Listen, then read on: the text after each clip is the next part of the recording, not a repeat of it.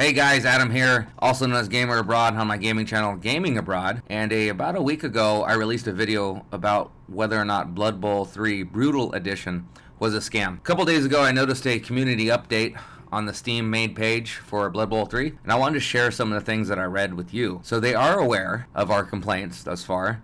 The game's release has had its problems, and they talk about the monetization, the Brutal Edition, the game state, the server issues, the faction leaks, and the Blood Bowl team. Now, the faction leaks, that's something that's new to me. I actually hadn't known there hadn't been any faction leaks, but we'll get to that in a minute. I'm just going to read this to you. We like to start out where the game is at launch and what players can expect from us as we move forward. We know that there are some features missing that players expect, being able to reconnect in a game, for example, and we are working hard to get those features added. Now, I think this is very, very important. I play Magic the Gathering online too, and sometimes my game does disconnect. It's very rare, but when it does, all I do is reload the game and I come right back in the match.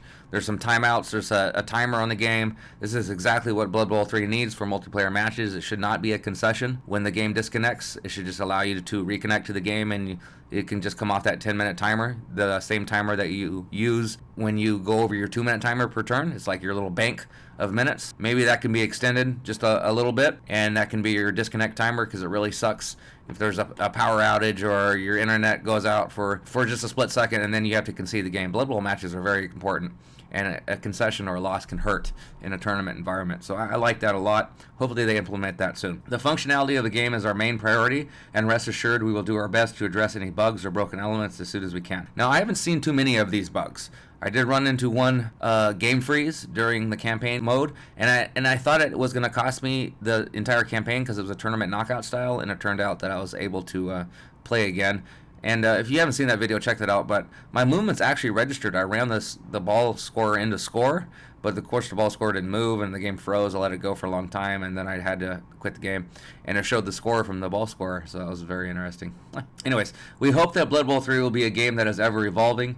Even at the end of the roadmap is not the end of the road. We will continuously add content and events. We have big plans and ambitions for Blood Bowl 3, and these initial stumbling blocks don't change it. I'm glad to see that they actually are paying attention, and they do have big plans, because I have big plans too. I want to play the hell out of this game. This game looks like it's going to be a lot of fun. I'm a big fan of Blood Bowl. Been playing it since it was on the board game. I haven't played too much digital version of the game, but tabletop, a lot of fun. Anyhow, next we'd like to talk about the monetization. Now, this is what I made a video about, and I appreciate this as a sensitive topic among the community. Next, we'd like to talk about monetization. This is what I made a video about, and I appreciate this as a sensitive topic among the community. This is something we tried to communicate ahead of launch, but we intend to implement features allowing players to be rewarded either with cosmetic items or warp storms to play as well as purchase. Now, monetization, of course, is a sensitive topic. If you're an old man like me, I'm 40 years old, we remember the days where you would unlock skins and features of a game just by playing the game. There was no microtransactions, there was no downloadable content, there was no broken games being released, because once you released a game, that was it. So,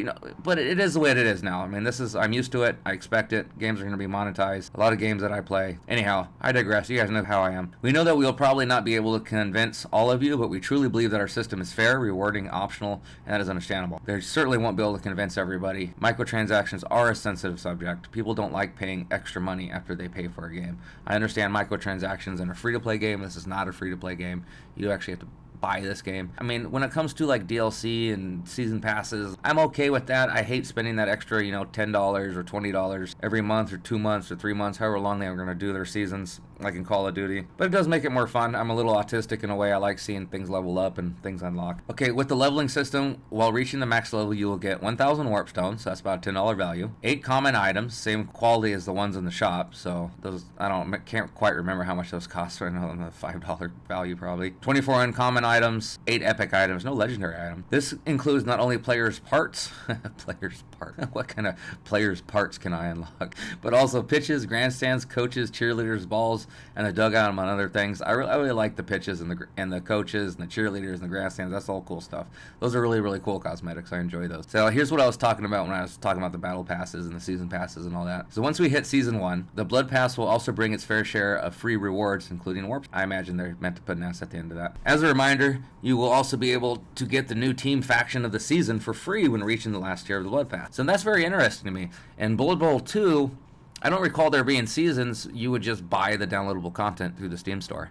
and that would be your team. If you wanted the Wood Elf team, you bought the Wood Elf. If you wanted the Necromancer team, you brought the Necromancer team. So I like this season pass kind of thing. I'd much rather have tiers to unlock and things to strive for and level up. It keeps me coming back to the game. Keeps me playing the game a lot. That's how games become addicting to me, is these season pass. So that's the kind of microtransaction I actually don't mind at all. Back to reading. We can't stress this enough. We want players to be able to unlock a lot of content for free. Yes, there is a possibility to pay for content, and we have premium items, including a few legendary ones that are more expensive, but they are cosmetic only. They do not give any advantage. I discussed that during my Will Blood Bowl 3 be pay to win. And if they're actually giving the teams for free, like in the base season pass, then they can truly say they're not pay to win. But I bet they're going to do some unlocks, or I bet they're going to sell the season pass. They might even lock the team behind the season pass. I don't actually know yet. What I mean by lock behind, I mean like you have the paid version. You know how most games will have 2 tiers where you have the free and the paid. It seems to me that they would lock the other teams behind the paid version. I don't know, we shall see. They are meant to stand out on the pitch, equipped on your key players. Okay. We've also seen some of the leaks regarding future teams in this game, suggesting that these are already finished, and we're sure you understand that the development of a game is complex. The factions we plan to release for Blood Bowl 3 are still under development, each at varying degrees of completion. I don't know anything about these leaks. I guess I'm just not keeping up to date. I scroll the news feed on my phone sometimes. I don't know if any of you guys know about any of the faction leaks. If you do, let me know in the comments. I'd actually like to hear about that. In order to meet our season release date, we have dedicated team working on the future factions with a high focus on the next one coming with season. At the current stage, one team is at a more advanced stage of development with still a lot of testing and validation to make. We will share more about each team as they are finished and ready to be revealed. I don't really understand about the stage of development for the team where they're just talking about animations, because it seems pretty copy pasta from Blood Bowl 2. I mean, there's some slight rule changes, but not very much. Anyhow, I digress again. As you may or may not be aware, now this is a big one. Now I got this one a lot in my comments. An error on Steam caused all players to incorrectly receive the Brutal Edition of the game regardless of the version they purchased. When I heard this, I was very, very annoyed because I ended up paying double the price for the Brutal Edition. This error is really unfortunate, but we don't want to punish players for the mistake. With that in mind, how could they punish us? Come through our monitor and like hit us with a stick or something? With that in mind, we will not remove the 1,000 Warpstone players who hadn't purchased the Brutal Edition received. See, how would that have been punishment? That would have just been correcting an error. But I understand what they mean. It's just wrong choice of words. However, we will have to remove the cosmetic bonuses that are only available to players with Brutal Edition. That's fair. We'd also like to further reward players who bought the Brutal Edition to apologize for this mistake.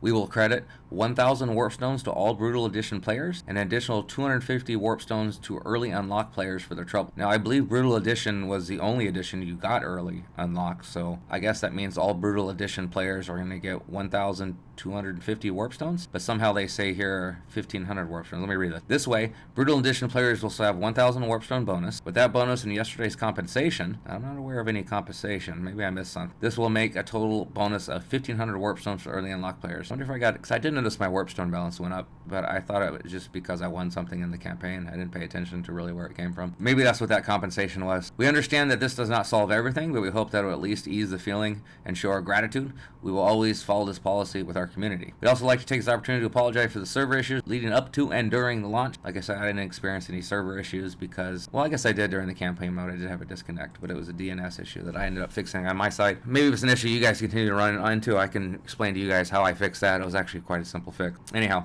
this has been our main concern since the start of the early unlock. Since yesterday's patch, our servers are more stable, and that is true. I have not run into any issues since the patch yesterday, so it's been good. We've had no general crashes them. It's not perfect yet, but we will continue to work on it as our main priority. I finally would like to speak to the concern of the issues of Blood Bowl arose from the development team's split attention with the release of Chef Life on the same day. I don't even know what the heck Chef Life is. Just to clarify, Chef Life and Blood Bowl 3 have always had 2 completely separate teams. I don't care about any of this. I guess there was some controversy by the fact that we released the game at the same day and they were paying attention to one game over the other. None of that concerns me. Well, so this goes back to my earlier video. It was the Brutal Edition a scam? Yeah, I still think it kind of was, just because of the server instability during early access. I mean, you pay all that money for early access and then you can't play the game because of the server disconnects. I think the Warpstones, I just don't want to, I don't really know how to put it. I don't want to be a negative Nancy, but I just don't want to pay $20, $30, or $40 just to cosmetically set up an entire team. I mean, with that kind of money, you can almost buy the figurines, right? Somebody said that in my comments, so I'm repeating them. And that's true. I hope the prices come down a little bit. I'd like to see entire teams be equipable with a cosmetic so they all kind of look the same. I understand they're trying to make it a little bit more customizable. Maybe you want your right shoulder looking different than your left shoulder, and you want a Michael Jackson style glove on your left hand and a normal glove on your right hand. I understand they're trying to make it super, customizable. I'd rather just pay a flat rate for an entire team to be customized or have a certain look rather than micromanaging every microtransaction for every body part, as this game put it. Anyways, I hope this makes you guys feel a little bit better about the game. It certainly makes me feel better. I like having the extra 1,500 warp stones. I'm glad more so that they actually addressed the issue and didn't just ignore it. That gives me a lot of high hopes for Cyanide that they're actually going to take care of this game. I'd like to see some of the Blood Bowl 2 players migrate over to Blood Bowl 3 permanently, because that is where I will be. Even though I own Blood Bowl 2 and all the different races and factions, I really want to see people in this game. This game just looks so much better, and I'm really excited about the new rank system. And the season thing actually has me pretty excited too. So hopefully I made you guys feel a little bit better about Blood Bowl 3. I didn't want to make a video discouraging people from playing or buying Blood Bowl 3, which I may have inadvertently done with my Blood Bowl 3 Brutal Edition being a scam. And for that, I apologize. I still think Blood Bowl 3 is going to be a great game. I can't wait to get back in there and play it, and I have some time today, so that's what I'm going to be doing. And I hope to see you guys on the pitch. You guys are awesome.